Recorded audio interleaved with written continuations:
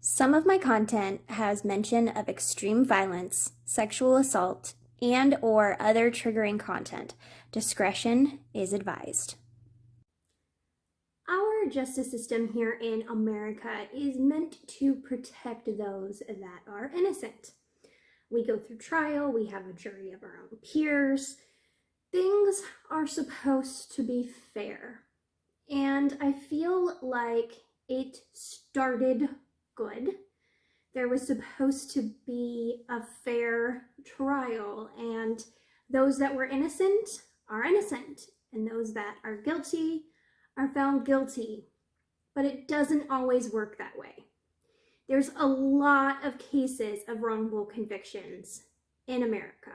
How does this happen? How does someone go through a jury of their own peers and be found guilty, spend most of their life in prison, but they were wrongly convicted? Well, that's what happened in the case of Kevin Stickland here in Kansas City. So let me tell you his story. Hello friends, welcome back to my channel, Dark Enigmas, where we talk about all of the mysteries that are on the darker side. Today I do have a true crime story, but it's a little different. There are still victims that need to be heard in this case, but there's also people that were convicted, or a person that was convicted, that shouldn't have been in jail all of these years. So I'm going to tell you a story today that's got a lot in it, so buckle up. On April 25th, 1978, here in Kansas City, between 7 p.m. and 7:30 p.m., 4 friends were hanging out at a house, watching TV, drinking cognac, and smoking marijuana when there was a knock at the door. 2 assailants came in and tied up all of the friends. When they asked what they want, one replied, "You know what I want." They demanded that none of the friends looked at them. The intruders ransacked the house and began shooting all of these 4 friends.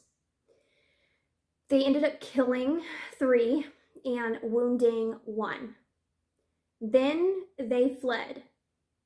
The victims in this case are Larry Ingram, who was 21, John Walker, who was 20, Sherry Black, who was 22.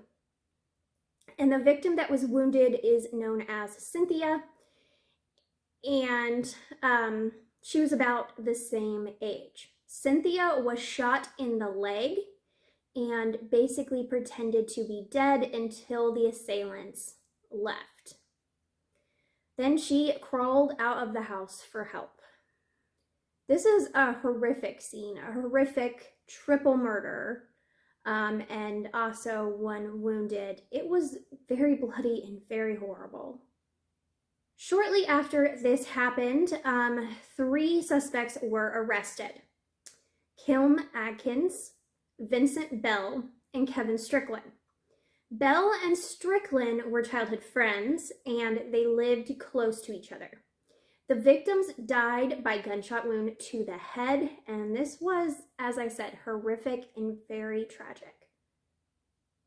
The police began their investigation, gathering evidence as much as they could in this case, and shortly after, in 1979, Vincent Bell and Kilm Atkins confessed to being part of the crimes that were committed. They told police that Strickland was not involved. Strickland also said, "I was not there the night of the shooting." He said that he was at home talking on the phone and watching TV. Now, there is some evidence that police found. Police found a fingerprint belonging to Strickland in Bell's car. Strickland, however, said it was because he had driven the car before, but the last time he had seen Atkins and Bell was 5 or 6 on the night of the murders. A fingerprint from the shotgun used in the murders belonged to someone other than Strickland, who has not yet been identified.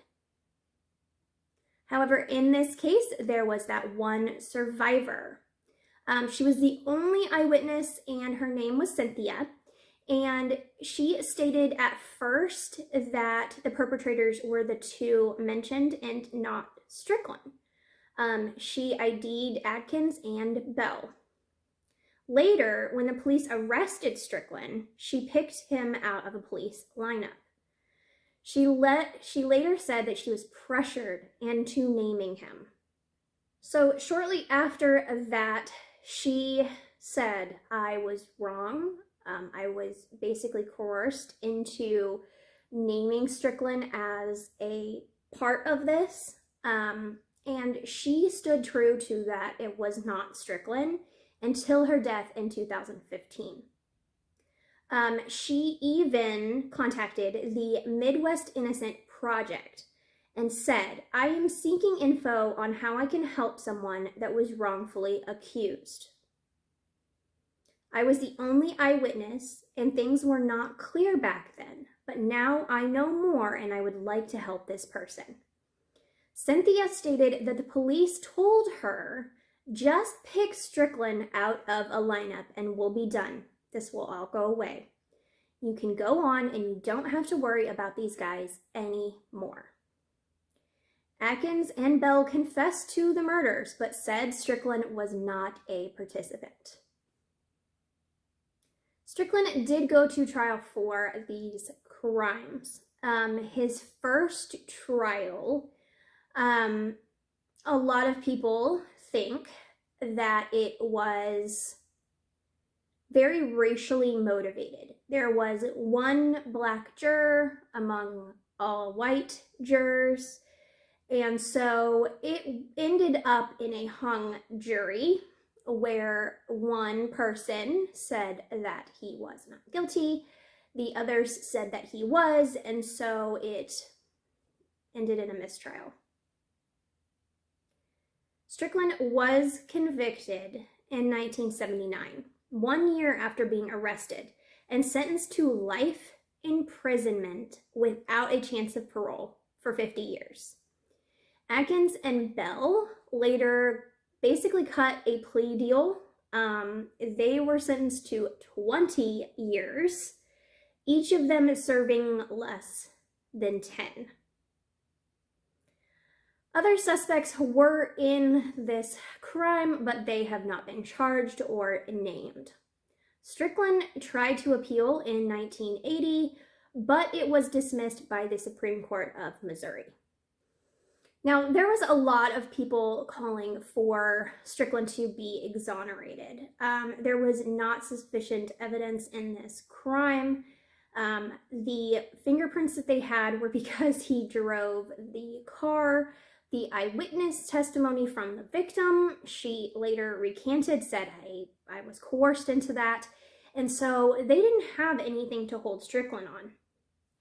Numerous legal and political figures called for Strickland's exoneration. In June 2021, the Supreme Court of Missouri denied a petition to have him released. The governor of Missouri, Mike Parson, refused to pardon him, saying he did not see his case as a priority and was not certain of his innocence. The office of the Missouri Attorney General fought in court to keep him in prison, saying that he believed that he was guilty.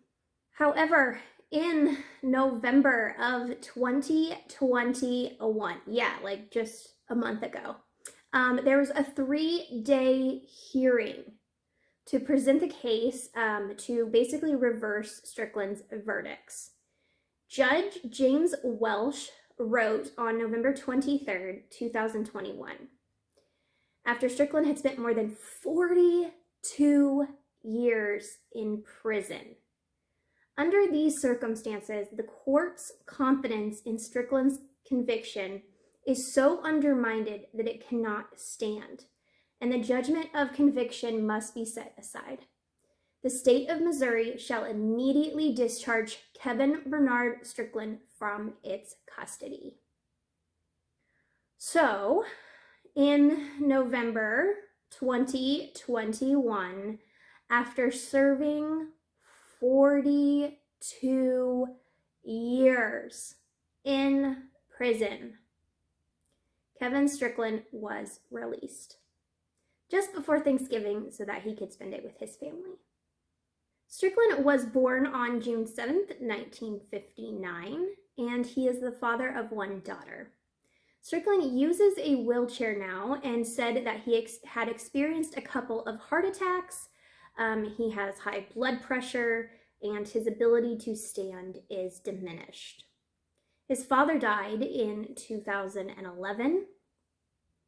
Prior to his exoneration, Strickland said that upon his release that he wanted to see the ocean.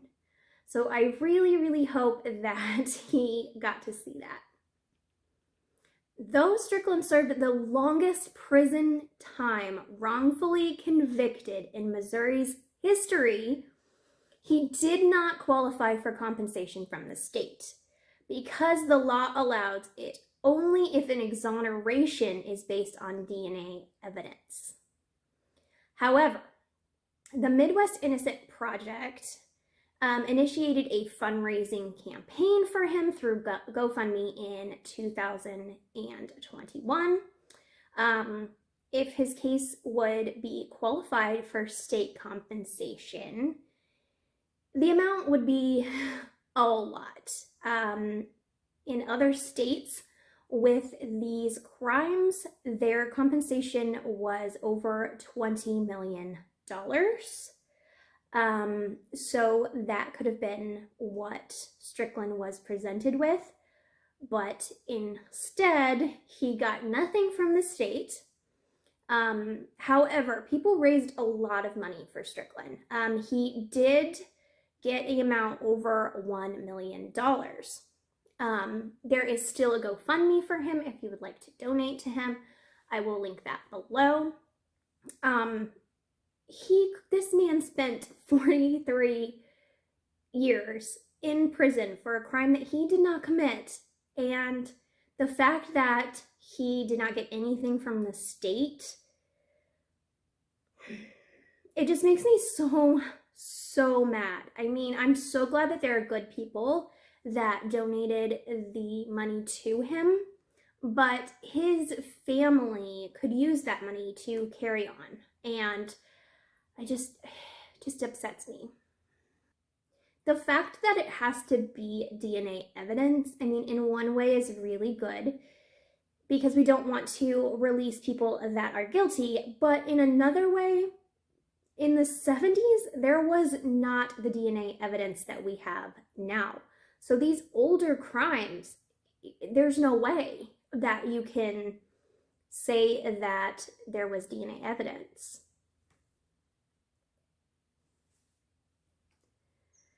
I just can't believe it. This man spent his pretty much entire life. He is older now and will not see real life ever again. And I can't imagine that. I think in this case, there was a lot of racial motivation. I think that the cops saw 3 men of color and thought, you know, they're guilty. They coerced their victim because they had their eyes set on Strickland and they wanted to put him in prison. And I think they knew he was innocent. So that's just terrible. There is quite a few other cases that are popular that are wrongful conviction cases. I think one of the biggest ones that we know about right now was Stephen Avery and Brandon Dassey. That, of course, is ongoing. If you haven't seen Making a Murderer, I definitely encourage to watch it because you can kind of make up your own mind. There's also the Central Park 5 that were wrongly convicted, and the West Memphis 3 case, which is just terrible. So if you want to see more wrongly convicted stuff, there is that. Like I said, I will post below the GoFundMe if you would like to donate to Kevin Stickland. He is a very appreciative guy, so you can do that. I'm also going to link the Midwest Innocent Project, because I definitely think this is a great organization. They are doing wonderful, wonderful things. They are one of the biggest reasons that Kevin Stickland was basically exonerated. So if you would like to donate to them, they are doing awesome things too. I will link that. So what do you guys think about this case? Tell me what you think below. Tell me any other wrongful conviction cases that you know. This is just sad. I feel like nobody wins in these cases. The victim does not win. The